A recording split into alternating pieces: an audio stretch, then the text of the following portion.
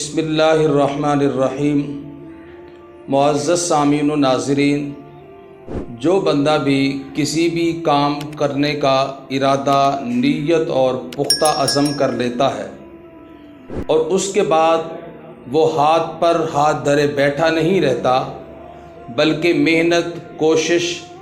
عزم، مستقل مزاجی جد و جہد کو اپنا شعار بنا لیتا ہے،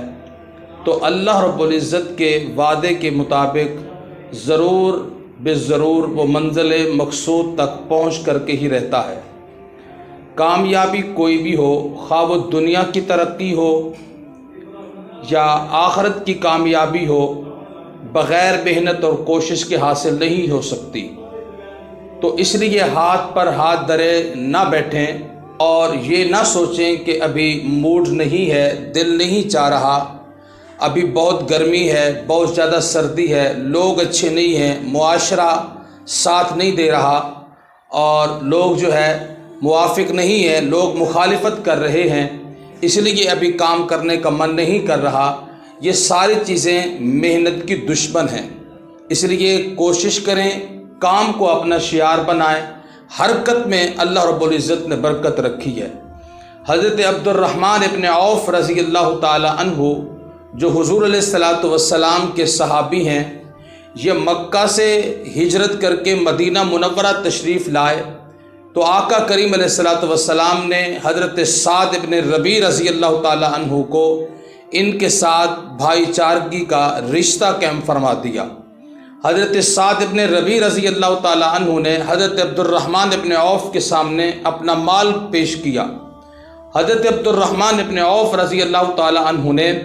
مال قبول کرنے کی بجائے محنت کو اپنا شعار بنایا اور ان کو دعا دیتے ہوئے فرمایا کہ آپ مجھے اپنا مال پیش نہ کریں،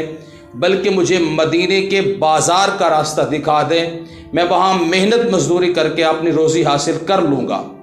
تو اس سے پتہ یہ چلتا ہے کہ جو شخص محنت کو اور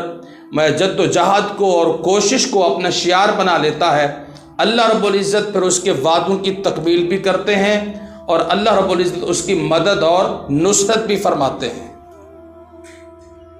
حضرت عبد الرحمن ابن عوف رضی اللہ تعالیٰ عنہ کو اللہ رب العزت نے اتنی برکتوں سے نوازا تھا اور اتنی تجارتی کامیابیاں اللہ رب العزت نے ان کو عطا فرمائی تھی۔ وہ خود فرماتے ہیں کہ تجارتی کامیابیوں میں میرا یہ حال ہو گیا تھا کہ میں اگر کوئی پتھر بھی اٹھاتا تو مجھے یہ یقین ہوتا تھا کہ اس کے نیچے سے مجھے کوئی سونا اور چاندی ملے گا۔ تو یہ سب کچھ محنت سے آتا ہے، کوشش سے آتا ہے، عزم اور حوصلے سے آتا ہے، ہمت کرنے سے آتا ہے۔ انسان اگر محنت کرتا ہے اور کوشش کرتا ہے اور اللہ رب العزت اس کے لیے راہیں کھول دیتے ہیں، پھر کامیابیاں اس کا مقدر بنتی ہیں۔ آپ نے دیکھا ہوگا، سنا بھی ہوگا واقعہ حضرت یوسف علیہ السلام کا جو واقعہ ہے، اس میں آپ دیکھیں کہ عزیز مصر کی بیوی نے حضرت یوسف علیہ السلام کو برائی کی دعوت دے رہی ہے۔ اب حضرت یوسف ہاتھ پر ہاتھ دھرے بیٹھے نہیں رہے، بلکہ ان کو پتہ بھی تھا کہ دروازے سارے بند ہیں، لیکن انہوں نے محنت کی، کوشش کی، بھاگے، دوڑ لگائی، پیچھے سے عزیز مصر کی بیوی بھی بھاگی، لیکن جب دروازے کے قریب پہنچے اللہ رب العزت نے مدد کی، نصرت کی، سارے کے سارے دروازے کھل گئے۔ تو یہ محنت اور کوشش یہ انسان کے بس میں ہے، اور اس کے ساتھ انسان اللہ رب العزت پر بھروسہ رکھے تو اللہ رب العزت اس کو کامیابیاں بھی نصیب فرماتے ہیں اور عزتیں اور عظمتیں دونوں جہان کی اس کے مقدر اور حصہ میں ہوتی ہیں۔